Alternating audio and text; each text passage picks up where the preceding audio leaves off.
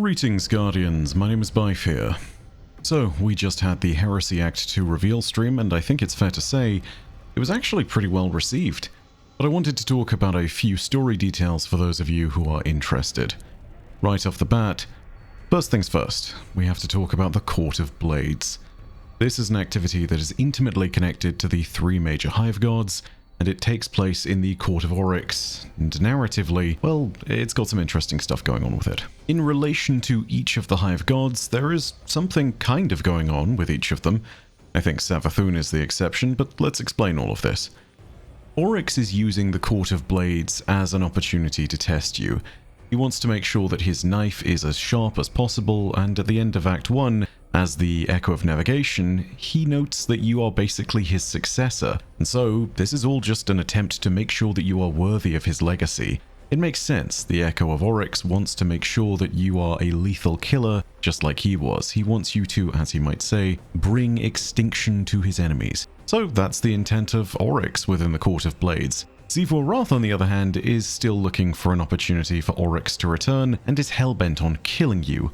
Her objective is to make sure that one of her Greater Hive champions is the one that kills you in particular. By doing so, they will then be the ones that mantle the Taken King, and that would seemingly bring about the return of Oryx truly. Or at least, you'd think. I think Xivu Arath is still coping, and honestly has been trying to deal with the death of her brother for a long time. I don't think this is going to work out, but don't tell Xivu that. It may be one of the only things that's keeping her going.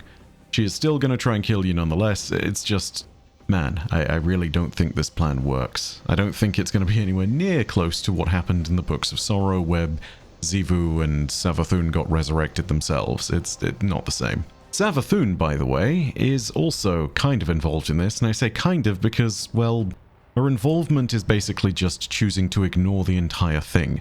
She's of the opinion that the Hive no longer need to be tied to the sword logic and its rules. In Dual Destiny, she deliberately makes the point of saying that she's trying to ascend beyond those rules.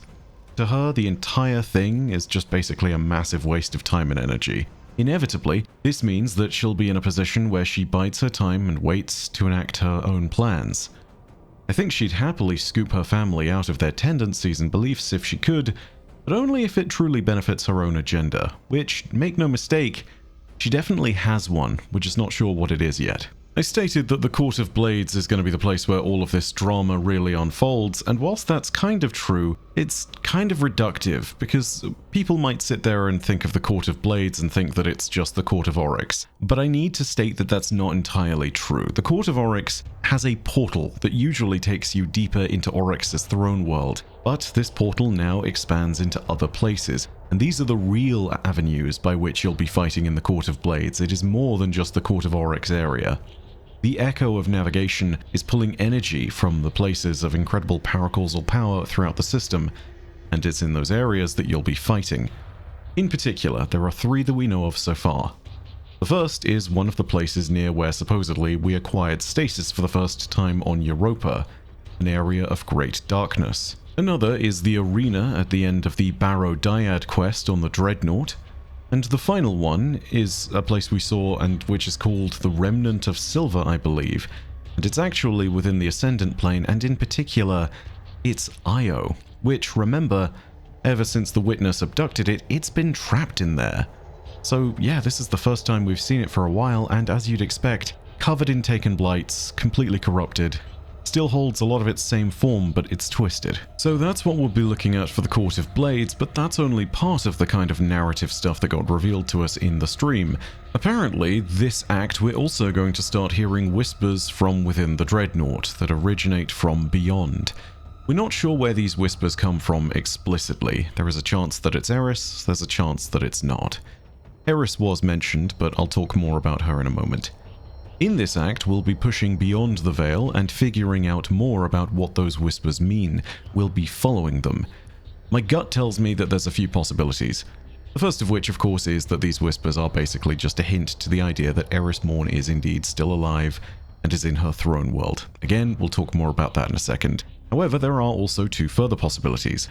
Either this is the Echo of Navigation, aka Oryx, and his returned form, tempting us to take on more Taken power and trying to pull us on a different path from the one Sloane has taught us. Alternatively, I think it might be something to do with the Winnower. And that's really important, I think, because, well, I think one of these is a fundamentally bigger moving part than the other. So let's go ahead and talk about that. As far as the Echo of Navigation is concerned, in a certain sense, we can really just ignore it if we wanted. Like, yes, there are still aversion anchors flying out from the Dreadnought, and that's forcing us to be aware of what's happening, but the Echo of Navigation can kind of be rejected just like Oryx was. Sure, if we need to take steps down that path to gain power, we can, but when we killed the Taken King, we refused to take up all of his power, and we refused to enact his will, and to become the new Taken King in his place. We could still do that again, I think. The Echo does not have a hold over us. Even the memory of Oryx doesn't have a hold over us. But the Winnower is an entirely different story, and if that is the origin point of these whispers, and if it is drawing us on a different path, and if it is asking us to use Taken Power, that is an entirely different game. I'd definitely want us to take a look at that more closely when we get the chance, because I think it's kind of the most important part to all of this. The Winnower represents something even more primal. It represents the origin of Oryx's ability to use Taken Power. And ultimately, I think it wants us to take up this power. It wants us to force it upon reality. And if it is something that we're going to be interacting with, it is worth remembering that is way more powerful than anything we've ever faced. This would kind of be unprecedented because in an episode, we would be interacting with something more powerful than the Witness. So, yeah, scary stuff. We'd be dealing with the source of Oryx's power directly, so nothing to really shake a stick at there. Here's the thing though, it's kind of tough to confirm that that is actually going to be what we're talking with in this particular part of the episode. Outside of the Tablet of Ruin, explicit namings of the Winnower have been very narrow, and I have a horrible feeling somewhere in this I have mixed up the Winnower and the Witness, and I hope you guys understand that. God, why did it have to be two things beginning with W-I? Anyway, I still wonder if the Winnower or the Echo of Navigation is the one that's really behind all of this, right? Because again, the Winnower has not been named a whole bunch outside of the tablet, but there have been hints. The Echo of Navigation could have been the one at the heart of the Barrow Dyad quest, for example. But it also might have actually just not been. You know, there's a bunch of things that we don't understand, and it leaves a bunch of looming questions. There is a shadow of greater possibility that still looms large over this episode, and I don't think they would have gotten into it within Act 1, but it's very interesting to see where it is, given that Heresy is meant to be this jumping off point from the Light and Dark saga, and a place where we can sort of move on to what comes next with Frontiers and Apollo. Moving on though, we also need to talk just a little bit about Eris. Remember that in the first few moments of Act 1 and in that first mission, we saw what was meant to be her death and her resurrection into a presumed throne world. Also, Nico Stevens, how dare you describe her as a shish kebab hunter?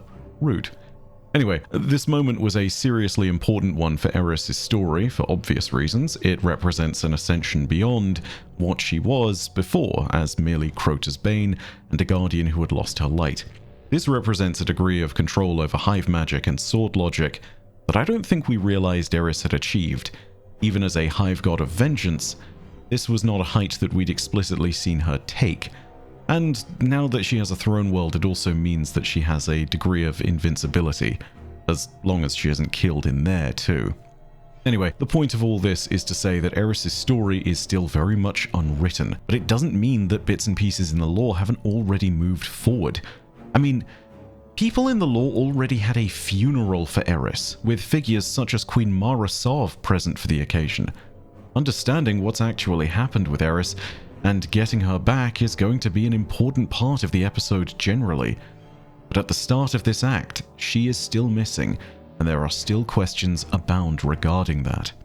Will she come back? I think so. Will the Drifter return?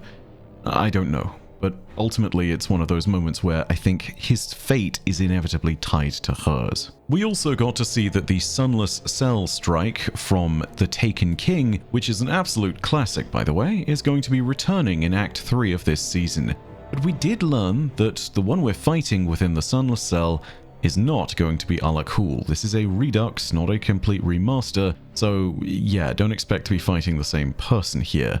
And this does make a degree of sense. After all, Ala Kul was risen as a lucent hive, and was taken by Savathun into her throne world where now He guards the Temple of Navigation that is dedicated to Oryx. A bit of grim irony there for those of you who know Alak-Hul's story. Might be worth a lore video, don't know. Either way, there is going to be a new Darkblade within that hanging crypt where we ultimately faced Alak-Hul for the first time, and I swear to God, if Kel'Garath has somehow become untaken, got his Darkblade authority back, and has only been thrown into jail for the attempt and is now actually the strike boss, I am going to throw hands. I've never done a solo GM before, but I will solo the Sunless Cell if he's the boss. By the way, if you are a dirty little data mining leaker and you're posting the boss in there in the comments, please go ahead and unplug your router before you do that. There were people trying to tell me on Twitter whether Kel'Garath was or wasn't the boss, and some of you were trying to back it up with leaks. You know what? No, mini rant here. I am going to reiterate that because you saw something on Twitter and it's a cool thing about what's happening next in the story, you do not need to post that in my comments. So please, don't do that. I already saw some idea of what the Court of Blades might be way before I was meant to, thanks to some idiots putting comments on previous videos. So I'm just going to go ahead and say this again for all of you. Nobody in this community who is interested in the lore and the story as it unfolds wants that. I know that there is a massive leaks community that loves to data mine all the audio files and grab all the cutscenes, and frankly, piss off. Get out of my comments section. There is a sizable portion of my audience, myself included, that wants to hear nothing about that. If I end up hearing a spoiler, I have to then play Guardian for that nonsense and try and keep it as far away from my audience as I can. I do not want spoilers for the expansions. Stop posting it here. I don't care if you think it makes you look cool because you have inside information. You just look like a dick. Don't do it. Apologies, rant's over, but hopefully that's common sense that all of you guys can understand. Anyway, as far as other story details are concerned, there is some other weird stuff that got announced. On the gameplay front of things, I'm really excited about this, because this is the Rite of the Nine. It's something that's coming at the end of Act 3, and it's basically like a mini dungeon version of Pantheon, which, as a Godslayer, I have to say, I'm very much looking forward to. There's also going to be a title with that, so you can expect that I'll be chasing that when the time comes.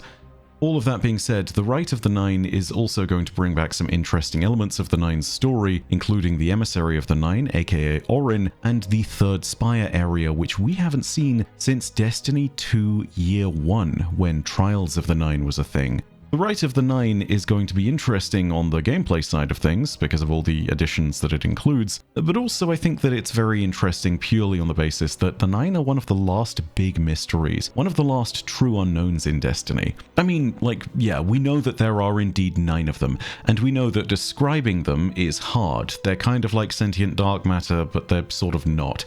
The oldest texts of the Nine describe them as being so large that they fit down the Jupiter Ganymede flux tubes or some nonsense like that. They're described as being infinitesimally small and yet also the size of planets. It's kind of hard to understand what they are, so anything that gives us a closer understanding of the Nine is very much welcome and relevant. There's a lot of interesting stuff for us to unpack about them, so anything we do learn about them is, well, it's precious stuff. I don't think we're exactly going to be deep diving into that within, say, Rite of the Nine. It doesn't feel like it's the right size for that, but I'd be weirded out if there wasn't at least a little bit of extra stuff here and there when it comes to the Nine and their lore. After all, I think that after the massive confrontation with the Witness, there's definitely something they would have to say about that, because, I mean, who doesn't? Anyway, all of that is to say that is mostly what we saw with regards to things that affect the narrative in Act 2 and a little bit of Act 3 for Heresy going forward. If you enjoyed that, go ahead and leave a like, and let me know your thoughts down below in the comments. Quick little note before I sign off, nothing Destiny related, so if you're not interested in just a little bit of rambling, go ahead and just leave the video, that's fine. However, for those of you who are interested to know, yes, the bug has bit me. I am Hunter rank 40 and I'm thinking of making a couple of Monster Hunter videos. Just one that talks about the general state of the game's narrative in Wilds compared to World. And I wanted to also talk about, well, I mean, the final boss, because I mean, no spoilers, but if you know, you know. All of this is just based on the fact that I've been loving the game, and also I'm incredibly impressed by the effort that Capcom has put into the narrative. I may not necessarily be having the greatest fun when it comes to the multiplayer and the fact that it was very hard to help my friends through the campaign, but I mean, man, there's just so much cool stuff within that game that I really think is worth pointing out, and even if it doesn't necessarily hold up to what people would consider, say, The Witcher or some massive story RPG that is of similar quality like Baldur's Gate 3, I still think that for a Monster Hunter game, it does a lot of stuff right, whilst also keeping true to the tenets of what makes a Monster Hunter story a Monster Hunter story. So yeah, whole video on that coming out soon. Anyway, if you're interested in that, or more Destiny content, or other stuff from universes near and far, go ahead and hit subscribe and the bell next to subscribe to turn on those email notifications. But as per usual, know that your viewership as always is quite enough for me. And that in the meantime, my name is Bife. Per audacia ad astra. I'll see you, Starside.